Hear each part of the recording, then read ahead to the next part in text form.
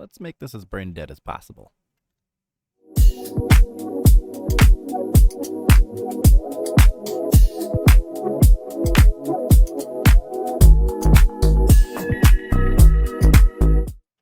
Hey everybody, this is Pookie's Revenge. I'm back with another episode of the $500 5-year series. This one's going to kind of merge over into StocksBuddy, and if you're not interested in StocksBuddy, just feel free to skip this one.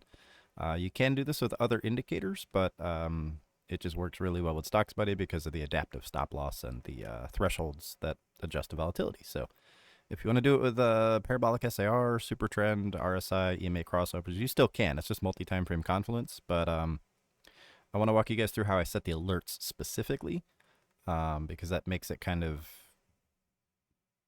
easy. So let me get my face down here.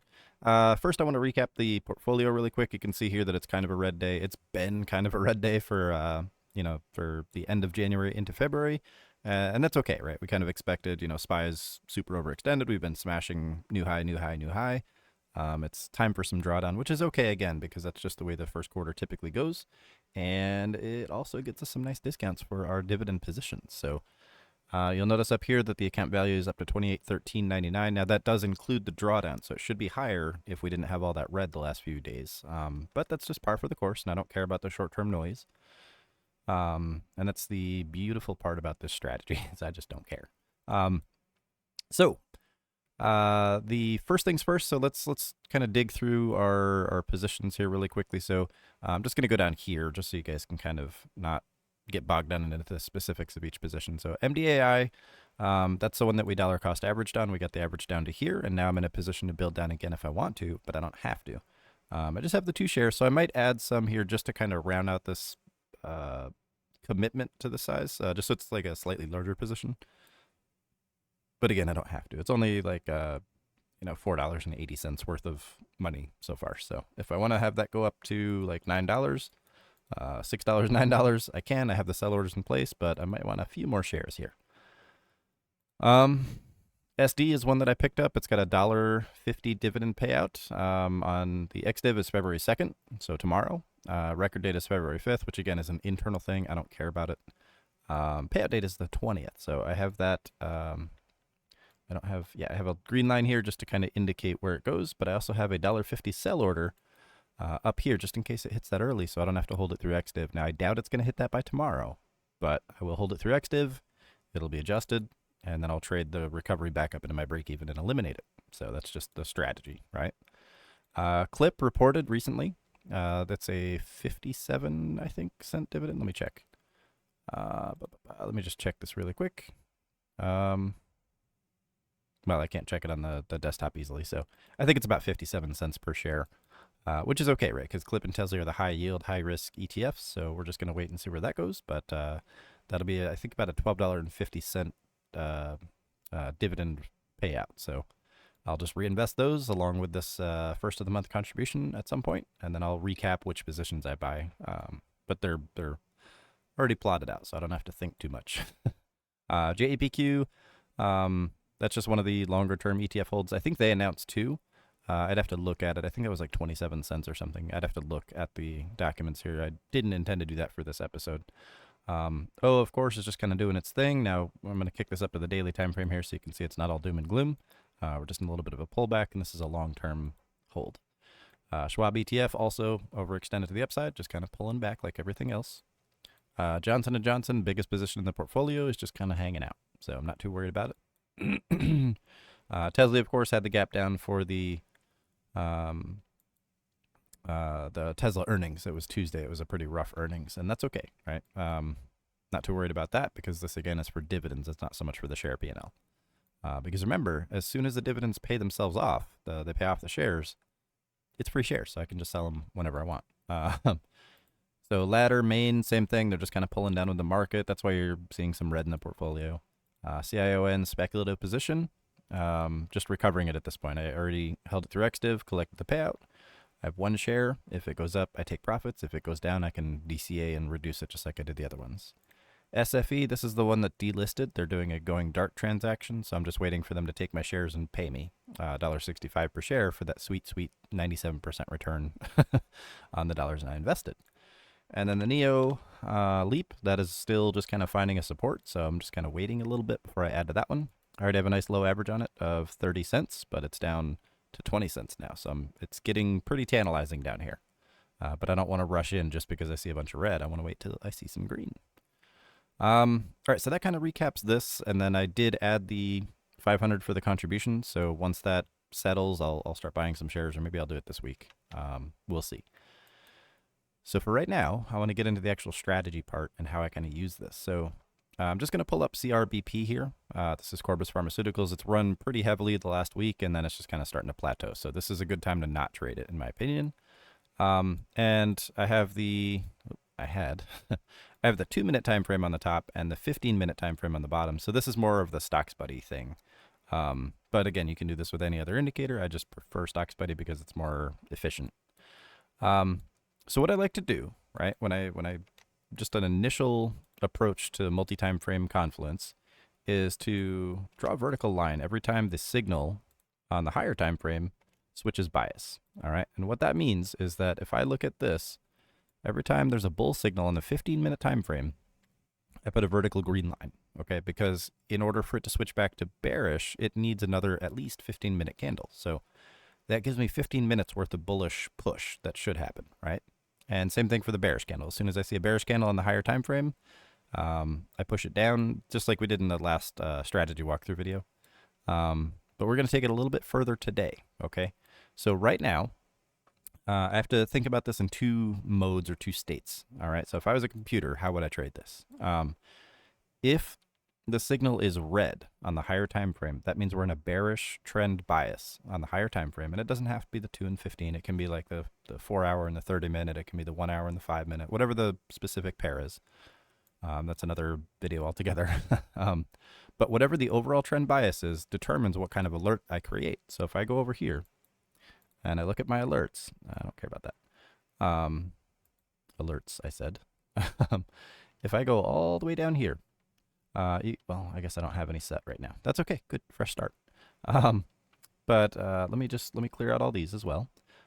So right now, if I go back in time, right, and I'm looking in this area here for a bullish entry, right, between the red line here and the green line here, which hadn't formed yet at the time.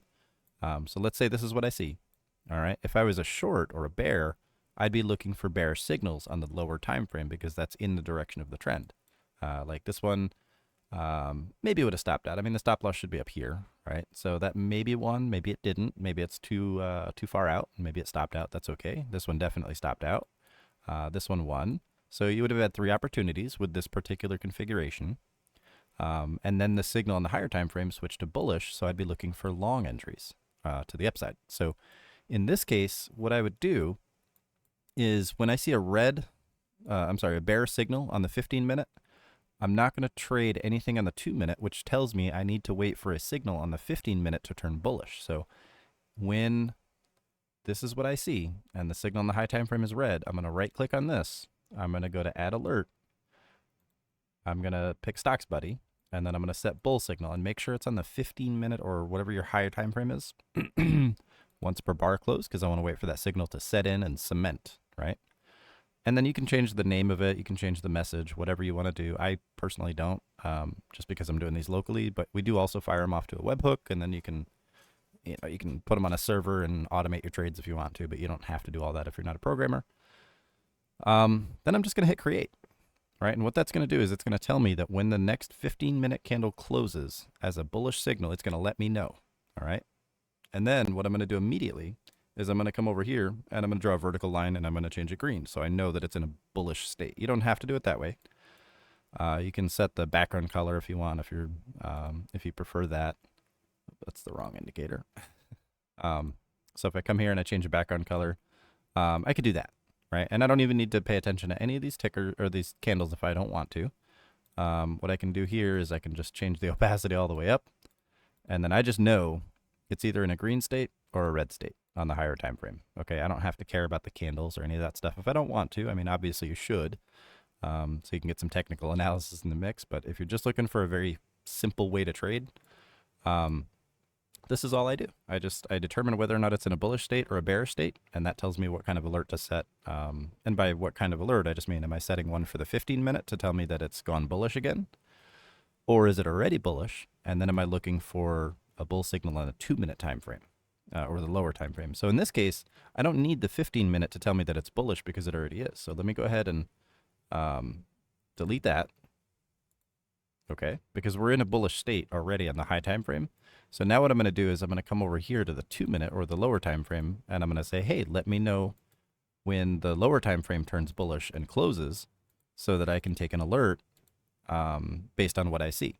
All right, and then what I would do is I would look for, let's say that this is the entry. Let's just say it turns green right here. Whoops. Let's just, for the sake of illustration here. I don't need to draw the line here on the 2-minute. I'm just showing you, like, if it were to turn bullish right here, I would take my position, right? And I would enter. Let's just assume it happens right here. And let's say my stop loss is here, okay? And then I like to just use a 1 to 2 risk reward, but you can use a 1.5 if you're a little bit risk averse, or you can set it to anything else that you personally prefer. And that's it. And then what would happen is, since we'd have a bullish signal here, let me just erase that. I'd be able to enter the trade, right, based on the alert that I'm seeing. And then I can set my stop loss immediately. That's defined risk. I can set my take profit immediately. That's defined profit potential. And then all I have to do is just wait. And it's either going to go up or down, and that's all I care about. I have defined risk. I have defined profits. It's a 1 to 2 ratio, so I'm automatically giving myself a healthy reward in exchange for the potential risk. Losses are going to happen. It's okay, but this strategy keeps them very consistent and small. All right. So with that said, if I took a trade right here, right, let's just say this threw a bull signal and it closed, and I entered on the top of that, or the open at the next candle, like I'm supposed to, using this strategy, set my stop loss immediately where the stop loss level is, 1 to 2 risk reward. I'm not going to get another alert until the next bull candle closes. Okay, so when you're looking at the lower time frame in a bullish state, like if I come back here, all right, to yesterday, or I think it was yesterday, day before, yeah, yesterday, sorry. Here's yesterday, right? We're in a bullish state all over, right, from the previous day. So all of these, I'm looking for bullish signals, okay? So as soon as this line hits, I come over here and I cancel that 15-minute alert because I don't need it anymore, because it tells me I'm already bullish once this candle closes right here. Then I start setting alerts for the 2-minute time frame using this ticker.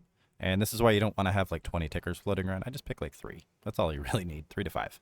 But every time a 2-minute candle closes as bullish, and I've got that alert set, that's an entry opportunity. All right. And all I got to do, since the trend is already going in my direction, I place my entry, I put my stop loss where the stop loss line would be, and I set a 1 to 2 risk reward ratio just by default.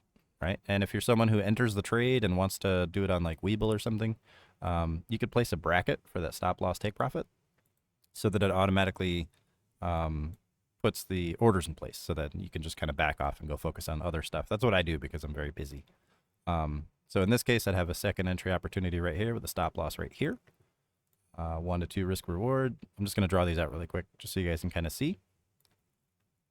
That would have hit right there. Okay. And this, so what would happen is, as we're going through time, right, the 15-minute would trigger, I'd cancel the 15-minute alert.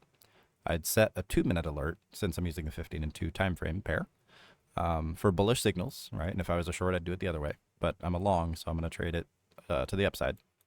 I wouldn't try to enter here just because the 15-minute candle closed, unless I'm trading it on a higher time frame where the 15-minute is the signal time frame. But what I would do is I would look for the next bull signal, right? So that means naturally you're going to need at least one bear signal because it has to pull back. And then you're going to trade the next bull signal after that. So you'd get the 15-minute time frame alert here. Then when you set the 2 minutes alert, it would fire off here, here, here, here, here, here, here, here. And then you'd get a red signal on the 15-minute time frame. So you'd turn it back red and you turn off the 2-minute.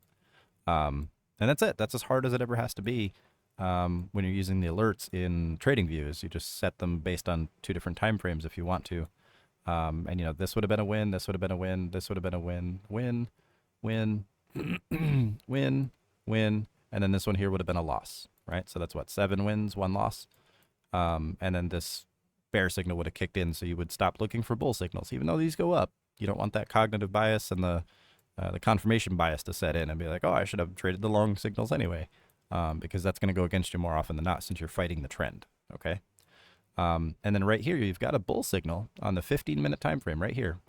So I'm only looking for bullish signals on the 2-minute time frame, which means I can go in and set my alert, which I already have, so I don't need to set it again. But I have a 2-minute time frame alert set for bullish signals with StocksBuddy. So right here, if this candle closes bullish, then that'll tell me that it's time for me to take a potential entry. So I'll just draw this out here just for fun, just to show you kind of what the setup would look like. All right, and then we do a 1 to 2. And again, I personally don't want to trade this one because it's it's run already. Like the hype is over. It's low volume at this point. But if this candle here closes, like it just did, see, I don't know if you guys can hear that, but the alert just went off. So if I look here in my alert log, you can see that the CRBP 2-minute alert just went off. It said there's a bull signal. We're in a bullish state, bull signal. So this is where I would look for an entry in this candle, and I've got defined risk, defined take profit, and then I just let it go. I set my entry, I place my buys, and then I set a bracket, a stop loss take profit bracket, and I'm hands off. I just let it play out the way it goes. If it's going to go up, it's going to go up. If it's going to go down, it's going to go down. I have defined risk. I have defined profit that's twice as big. And I'm going in the direction of the trend, and that's as complicated as it has to be. So I'll end this episode here because it's about 16 minutes long, and it's already a little bit longer, and I kind of talked in circles a little bit. But just to summarize really quick, if the 15-minute time frame or the higher time frame is in a bearish state, I want to set an alert only for the higher time frame to throw a bullish signal on candle close, okay? If the higher time frame is in a bullish state, I want to delete that alert, and then I want to set one for the lower time frame to throw a bullish signal within that bullish state on the higher time frame. So that's why I draw my vertical line. So I know just to look for bullish signals on the low time frame. And if it's a red line, I'm not looking for any bullish signals. I'm looking for red ones if that's the case, and if I'm on a margin account and want to short sell. All right, so the alerts are just kind of telling me which one is which. So there's only a few different outcomes. We're either in a bearish state on the high time frame, at which point that's the only alert that I need is that high time frame bullish signal. Or we're in a bullish state on the high time frame, at which point I want to look for these little short time frame signals for entries. Okay, so hopefully that'll make sense. And again, if you're when you're creating these alerts, for example, let me just edit this one just so I can show you guys. If you go to notifications here, you can show a pop-up, and that'll just put a big square on your screen, and it'll say, hey, this is firing off right now. That's pretty cool too. I keep it off because I don't want them constantly popping up, because I have a bunch of alerts set for, to go to the Discord server. And if you guys are in the Discord server, you might be familiar with the Market Pulse and Trade Signals channels. Those are directly from StocksBuddy. I set those up like April of 2022. So the Market Pulse one, I believe, is the one that tracks the bigger tickers like Apple, AMD, SPY, on a higher time frame, like the 1 or 2 hour time frame, just to give a general sense of direction in the market. And they're pretty good, but that's outside the scope of this video here. So this is already under rags to riches, and I'm talking about StocksBuddy, which again, this is not a product pitch, but a lot of you guys are already using it, or a lot of you guys are interested in using it. So if you are, shameless plug time, there's a link in the description of this video. But again, I don't want anyone's success to hinge on needing to buy a product. So again, you can use this with other indicators. This is just more effective, in my opinion. So if you guys like it, go ahead and grab it. If you don't, I'm not going to shove something down your throat that you can't find value in. So with all that said, I'm going to end this episode finally at 19 minutes, and I'll catch you guys next time. Thank you all for watching, and we'll catch you later.